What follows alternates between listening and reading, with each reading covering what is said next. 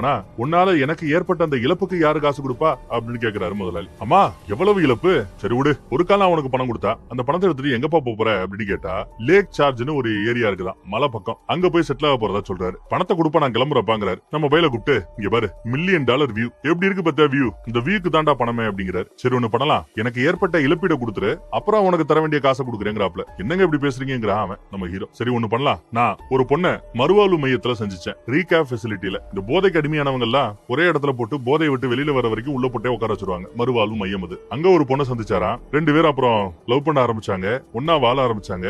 நல்லா தான் போச்சு. அவளோட காதல்ல விழுந்துட்டான் அவன். அப்புறம் அவளுக்காக எல்லாமே செய்ய ஆரம்பிச்சேன். ஒரு ஸ்டேஜுக்கு மேல எது பண்ணாலும் பத்தாதுன்னு இருந்தா. கார் கொடுத்தேன், வீடு கொடுத்தேன், வாசல் கொடுத்தேன். அப்புறம் பிசினஸ்க்குள்ள வரணும்னு ஆசைப்பட்டா. அவளுக்கு இந்த கணக்கு வழக்கெல்லாம் பாக்குறது அத்துப்படி படிச்சவ, அதனால உள்ள கூட்டு வந்தேன். அப்புறமும் இன்னும் இருந்தா. அவெல்லாம் ஒரு அப்படின்னு கெட்ட வார்த்தையில திட்டுறான். அவளை கொன்று எனக்காக அவளை கொல்லு, பணம் கொடுக்குறேங்கிறாப்ல. ஐயா எனக்கு அதெல்லாம் தெரியாதுங்க அப்படிங்கிறாரு நம்மால். என்னால முடியாதுங்கிறாப்ல. இங்க பாரு,